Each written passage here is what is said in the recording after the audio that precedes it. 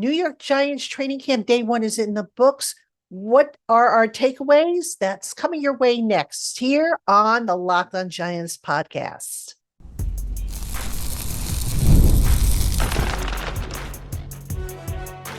You are Locked On Giants, your daily New York Giants podcast, part of the Locked On Podcast Network, your team every day. Hello, New York Giant fans, and welcome to another edition of the Locked On Giants podcast, part of the Locked On Podcast family, your team every day. I'm your host, Patricia Traina, credential member of the New York Giants media with Locked On, as well as for New York Giants on SI, which is where you can find all of my written work. And as always, we welcome on in our Blue Crew community members, our everydayers, our newcomers, and everybody in between. Thank you so much for spending part of your day with us here on the Locked On Giants podcast. And this episode of Locked On Giants is brought to you by our friends over at Monarch Money. Take control of your finances with Monarch Money. Use promo code Locked On NFL at monarchmoney.com to get 50% off your first year. All right, Giant fans, on today's show, the Giants hit the field for the first time this summer. So training camp day one is in the books. A lot went down as it normally does on the first day of training camp. So I'm going to run through the big stories and give you some insight onto some of those. I'm going to give you some observations from training camp and just some thoughts in general as to the direction the team is headed. So again, welcome on into everybody. Let's get into it because we got a lot to cover. All right. The headline story of the day, if you will, was that head coach Brian Daboll was asked if there was going to be a competition for the starting quarterback job, or is it Russell Wilson's job? Now, I don't know why people continued to insist that there was going to be a competition, that Jackson Dart, the first round draft pick, that he would start maybe as early as week one. I really don't know what was driving those opinions, but for the umpteenth time, Daboll came out and he said, Russell Wilson is the starter. Okay. No surprise there. The Giants need to win. They need to show progress. They're going to go with a guy who has made 10 Pro Bowls and won a Super Bowl to get to that point. And I've said this before, the Giants regime of Joe Schoen and Brian Daboll, they're in year 4. They're not in year 1 to where they can afford to throw caution to the wind and put a rookie quarterback out there. It's just not going to happen. Not to mention Jackson Dart, as I will get into a little later on in the program, still has some things he needs to smooth out in his game. Okay. Now, what Daboll did leave the door open for, and this, again, is something that would not surprise me. It's something I've talked about on the show. He left it open to where possibly Jackson Dart could overtake Jameis Winston for quarterback 2 on the depth chart. Now, folks, I've been saying this, for quite some time. What I've said is that I think to start the season, Dart will be quarterback 3. But as he continues to smooth out the rough parts of his game and show that he can be, counted on if he has to go in there, he will at some point this season overtake Jameis Winston for quarterback 2. Okay. It only makes sense if you think about it. If Jackson Dart is going to be quarterback 3, that means he's going to be the emergency quarterback, which also means that he's not getting in any live reps once the season starts. All right. And eventually you want to get that kid live reps, whether it's, in a mop-up role, whether it's, I don't know, plays a final series or whatever the case may be. You ultimately want to get him some reps. It's the same thing they did with Eli. So for the life of me, I don't know why people continue to insist that there was a possibility that Dart might overtake Russell Wilson as the starter. That's not how they set up this quarterback room. Brian Daboll confirming that was going to be the case, that Russell Wilson's the starter, but leaving the door open for the possibility of Jackson Dart maybe overtaking Jameis Winston. Now, later on, I'm going to go into more of my camp observations. But since I'm talking about the quarterbacks, let me just tell you what I saw from the quarterbacks. All right. Russell Wilson got the bulk of the first team reps. They did sneak Dart in there for one of the reps. right, with the first team. But for the most part, Dart and Winston were alternating for the second team reps, right? Which is the battle that I think Daboll was kind of alluding to when he said they're going to compete. Dart, on his very first throw, he tried to fit the ball into a tight window, did not see defender Nick Jones coming up and jumping the route, and Nick Jones picked it off and returned it for a touchdown. So it was not a good start for Jackson Dart. That being said, he bounced back from that. He had some good throws, but, just in watching him, some of his throws, to my eyes at any rate, looked like they were just a smidge late. Like, he was still trying to read what was being thrown at him.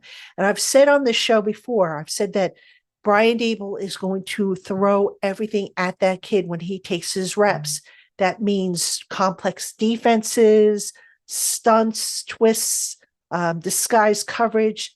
All of that stuff is going to be thrown at him just to see how he does. And the fewer mistakes he makes as they go along and as he sees more of this stuff, then the more likely he is going to be ready to take the next step, if you will, in his development.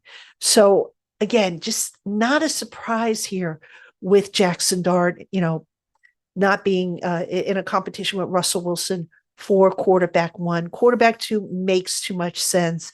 And, while I'm on this topic of quarterbacks, Wilson had a pretty good day. I think he threw 4 touchdown passes.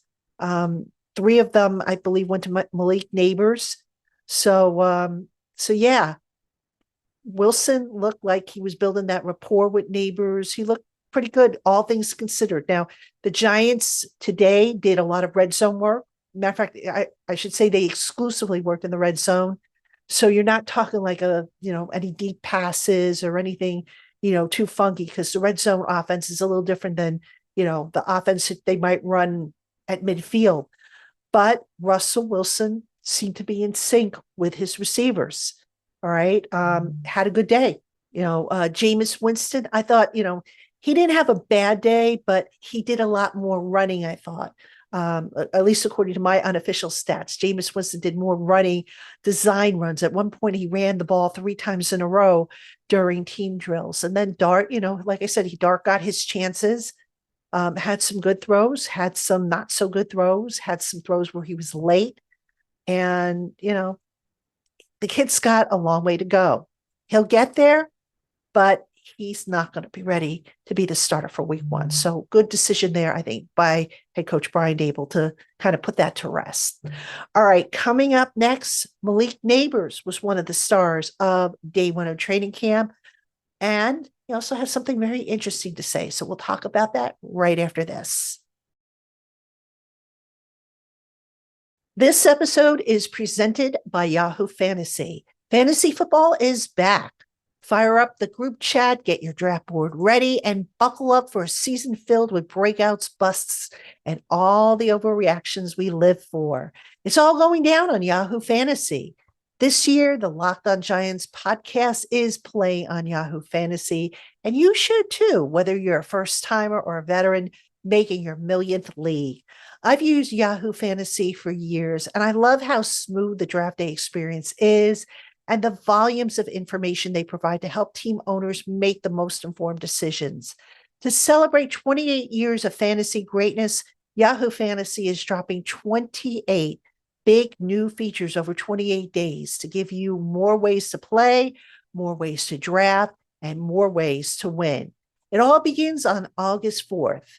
Stay tuned and get started by creating or joining a Yahoo Fantasy Football League at yahoofantasy.com/LockedOnNFL. That's yahoofantasy.com/LockedOnNFL. Let's make this fantasy season the best yet. All right, Giant fans, welcome back to Locked On Giants. I'm your host, Patricia Traina. And all this week, and actually for the foreseeable future, if there's a training camp practice, you'll get a report, whether it's a full show or a partial show. On the weekends, we do shorter shows, but I will do my best to keep you up to date with what goes on in training camp, what's said, how guys look, and all that great stuff. All right. So again, thank you for joining me. for the Locked On Giants podcast. All right, Malik Neighbors was actually one of the stars, I thought, of this first day of camp. Neighbors, good job catching the ball. It looks like he had that chemistry built up with Russell Wilson. The important thing is that Malik Neighbors was out there after missing the entire spring as a precautionary because of that ongoing toe issue that Brian Daboll said in the spring actually dates back to Malik Neighbors' days at LSU. So when Malik Neighbors spoke to the media after practice, he said something kind of interesting. And, I don't want to be an alarmist. I really don't. But let me tell you what he said and why I'm just a little bit concerned with what he had to say. So he was talking about being back out there, how he was feeling good, how, it was great to be out there with his guys again, how he felt that the injury rehab plan that the trainers and medical staff put together for him was working well. But the topic of surgery came up with Malik Neighbors. He was asked if surgery was ever considered. Might it be an option, or might his toe issue just resolve itself on its own? Malik didn't know if it would resolve itself on its own, but he also said that surgery had come up in the discussion, and he opted not to have surgery. Now, I don't blame him. I don't know anybody who's going to rush to have surgery if rest and management is going to help. But the takeaway I got, two things actually. Number one, Malik Neighbors is going to have his practice reps managed. Now, that shouldn't be that big of a deal because he's pretty good. The only way I could see it being a problem is if the dropsy issue that he had last year continues. And even that is not, a big thing to get all worked up about or upset about. What I'm concerned, though, is that as the year goes on, Malik Neighbors is a guy you want on the field every possible chance you get. All right. So his foot's going to take a pounding, which means they're going to have to manage his practice reps. His foot's going to take a pounding. All right. He is going to end up on that injury report at some point with that toe thing. And if you've got an ongoing issue, probably something at some point he might need surgery on. I hope he doesn't, but just having asked around if that's something that will resolve itself, a lot of medical people that I've spoken with say it can, depending on the severity. And if it was severe enough to hold them out of practice, then, maybe it's something that they're concerned about. And the whole idea was to keep them out there and keep them fresh. So what I'm getting at is the last thing I think any of us want to see is Malik Neighbors ending up to where now he's on the injury report. Now he has to be limited in practice, and it starts to affect his game. Now, it didn't really affect him last year, but if something just continues to get worse and worse and worse, which hopefully his won't, then you've got to ask yourself the tough questions and say, look, do we need to have surgical intervention to finally get rid of this once and for all?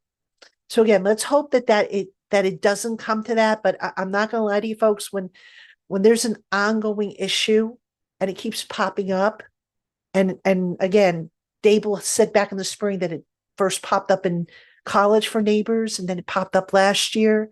And then, they were concerned enough about it to have it pop up again this year. You got to keep an eye on that. But I don't have to tell you guys and gals that Malik Neighbors is probably one of the most indispensable players on the offense. They need him out there. So if managing the issue is going to get him through the season, so be it. And then he can decide, if it really bothers him, he could decide, okay, maybe after the season's over, I get the surgery. Or maybe he just figures, okay, I'll just rest it and continue to rest it and continue to rehab it so that it doesn't become a long-term issue. But it's just something to keep an eye on because, with a receiver, obviously you don't want to see them have to take or have to deal with surgery, particularly, on their feet, because, that's a big part of their game. It's not to say that Malik Neighbors couldn't come back from surgery if he had to have it, but I don't think any of us want to see that happen. I know I don't. I'm pretty sure he doesn't. I'm pretty sure the Giants don't. So that's just something to kind of keep an eye on, I think, with Malik Neighbors. Now, since we're talking about him, what did I see from him in camp? I mentioned how he seemed to be in tune with Russell Wilson. But what I really, really like about Malik Neighbors, and we saw this in this game last year, we also saw it today in training camp, that young man, he wants the ball. Okay, so if you put the ball in his direction, and he's got a couple defenders on him, which a couple times he did, he is going to fight you tooth and nail to get that ball. And he will not be denied, right? You just got to love his tenacity. You just got to love his determination to come down with the ball. And again, they only did red zone work today. The deeper stuff is going to come later on in the camp. And that's when you're really going to see some more of the contested catches or contested catch opportunities and whatnot. But Malik Neighbors, he was just, for a guy that didn't practice all spring, he looked like he was in midseason form. So hopefully, like I said, they keep him on the field, and he's just going to keep getting better and better and better and be such a key part of that offense that, I'm just so looking forward to what he brings to the table. All right, Giant fans, coming up next, observations from day one of training camp, including a few that maybe didn't make it out there to to Twitter or to X, I should say. So don't go anywhere. I'll have those for you right after this. Hey, Giant fans, ever wish managing your money felt easier? With Monarch Money, it can. Whether you're growing your savings or planning a big purchase, Monarch puts you in the driver's seat. It's like having your own personal CFO, giving you full visibility and control over your finances. Monarch Money is more than just a budgeting app. It's a complete financial command center. You can track all your accounts, investments, and spending in one place. So, in addition to managing your money, you're also building wealth. With Monarch Money, I've been able to get a complete glance at my household spending all in one easy-to-use app. This helps with budgeting and planning, not just for the upcoming week, but also for the short and long-term savings. So go on and take control of your finances with Monarch Money. Use promo code LOCKEDONNFL at monarchmoney.com to get 50% off your first year. That's monarchmoney.com, code LOCKEDONNFL, LOCKEDON NFL, for half off your first year.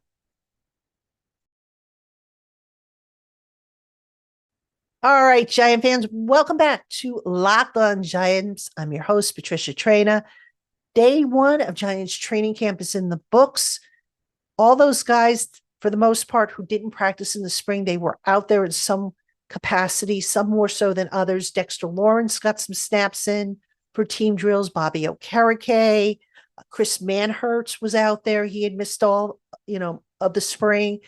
Cam Scatterbo was out there, Darius Alexander. So really just, Andrew Thomas and Eric Gray were the ones that, were placed on PUP that we didn't see. So all things considered, that's not a whole lot to worry about right now. And Andrew Thomas, by the way, Joe Shane and Brian Daboll, when they did their joint presser, they basically kind of said what I said on the show the other day, which is they're just going to keep bringing him along. They want to make sure that he is 100% come week one. So, I mentioned this, in yesterday's show, that it doesn't really pay to put him out there just yet.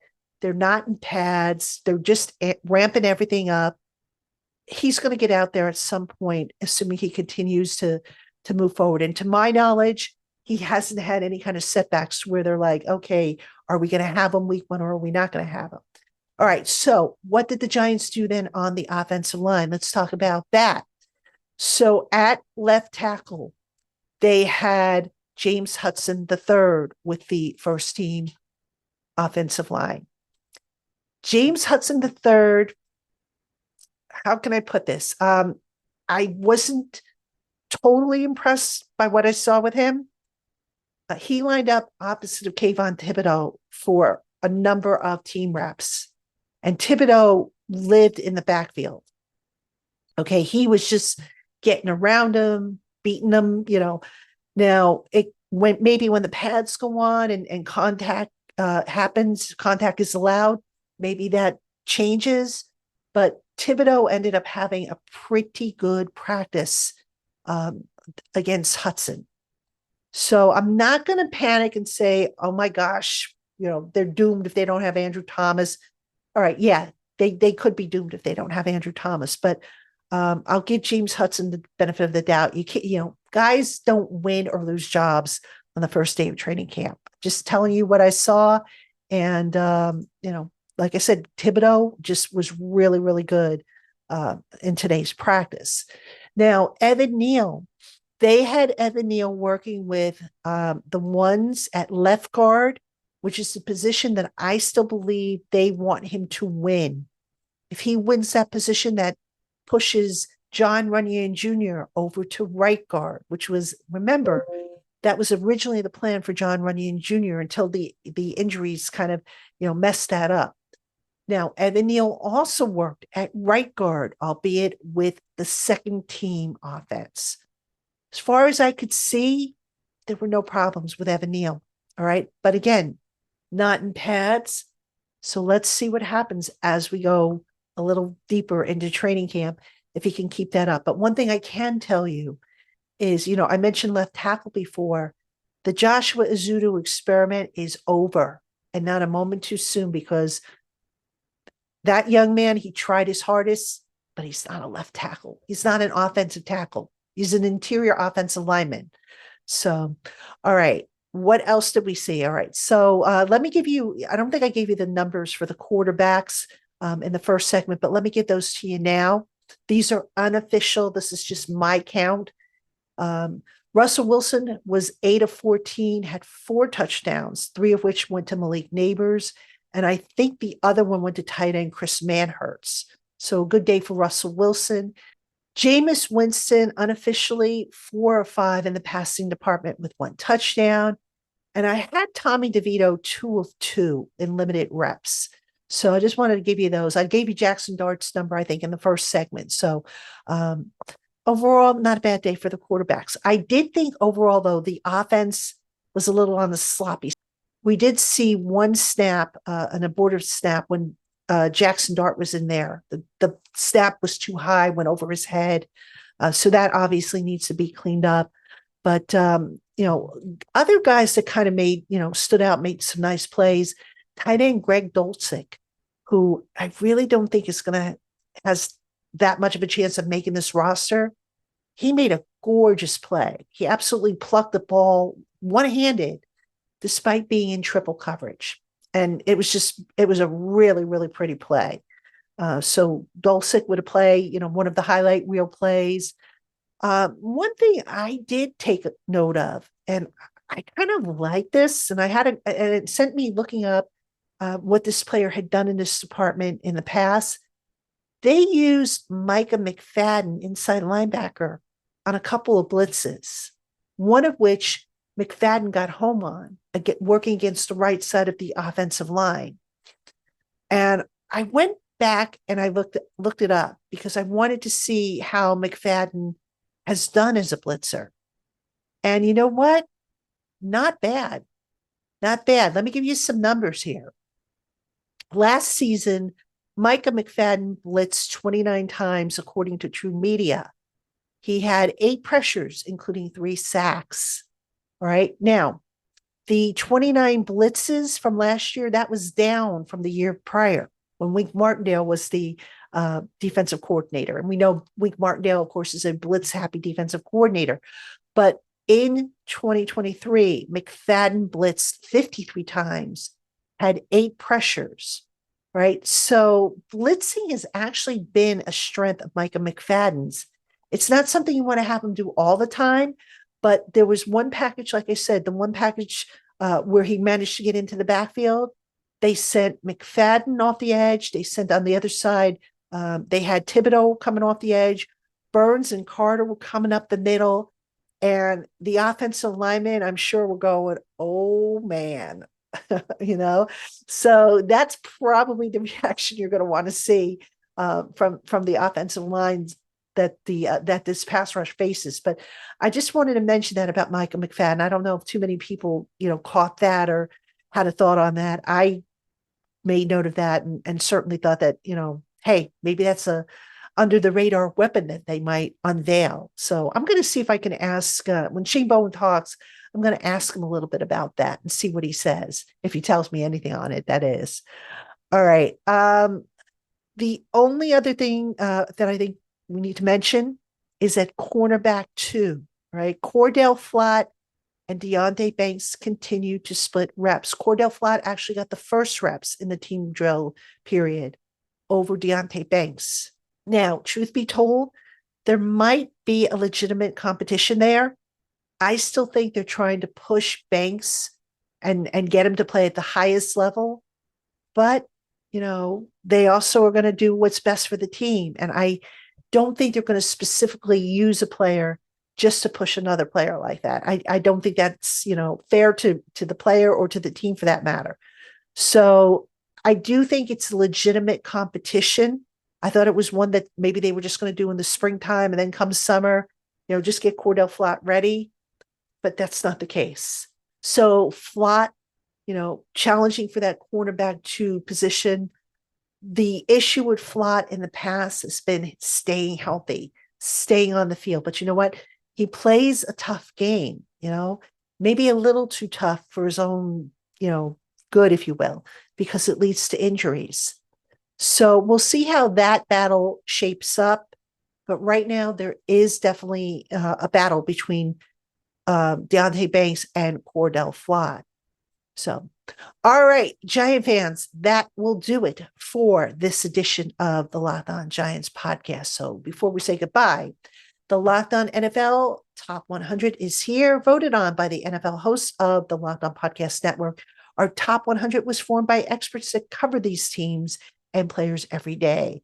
You can find the full list on Locked On Sports Today on YouTube or wherever you get your podcasts. And last Thursday, I did a reaction show. If you haven't seen it, check it out. I had a problem with some of the rankings for the Giants. So, all right, Giant fans, that will do it for this edition of Locked On Giants. We'll have another show tomorrow. I'll have another training camp report for you. Hope you will check that out.